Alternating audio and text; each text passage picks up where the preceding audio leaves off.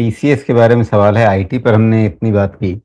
प्रदीप मोदी हैं, ये पूछ रहे हैं 5 साल से 3300 पर लिया है।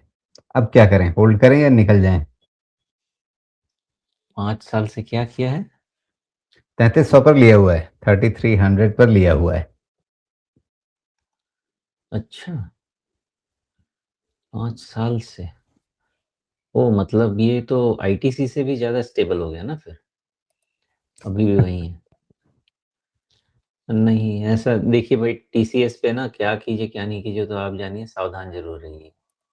बिकॉज़ टीसीएस 2870 का लो है ना ये, 2866 का लो है।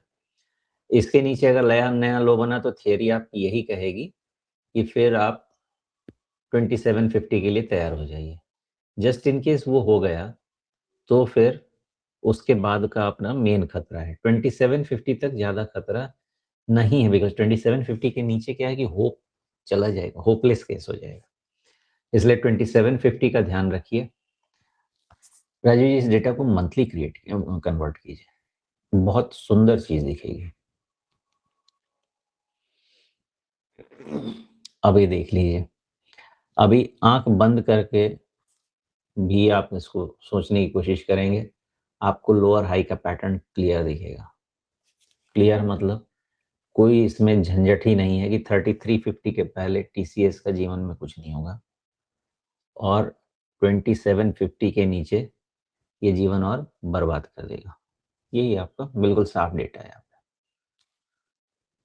जी, तो क्या यहाँ पर जैसे कई बार आप कहते हैं कि ये थोड़ा हेड एंड शोल्डर बनता हुआ दिख रहा है, लेकिन ऐसे हेड एंड शोल्डर टाइप के पैटर्न काफ़ी बड़े टाइम फ्रेम में जो होते हैं, तो वहाँ पे वो नीचे ब्रेकडाउन नहीं होता बल्कि उस नेकलाइन पे ही सपोर्ट बन जाता है। क्या वैसा होता हुआ आपको दिख सकता है?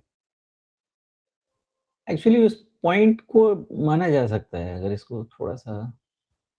हाँ, इसमें क्या हुआ है ना राजीव जी कि ये जो आपका 4500 के ऊपर वाला है ना, ये एक साइकिल कंप्लीट करके आ रहा है।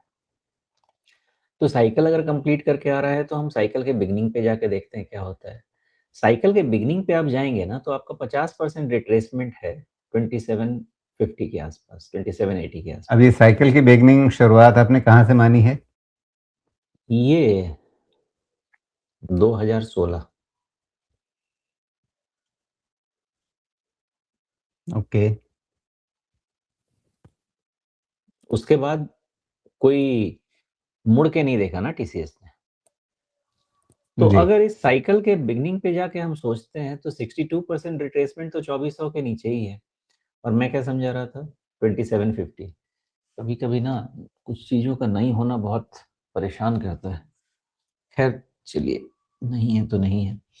2750 से आप 2350, 24 मतलब 300 पॉइंट रफ़ली तो 10% के आस-पास और ऊपर चला गया ना, वही तो मैं कह रहा हूँ कि अगर आपका निफ्टी आईटी इंडेक्स का वो लेवल गया 3350 वाला नहीं कितना वाला जी।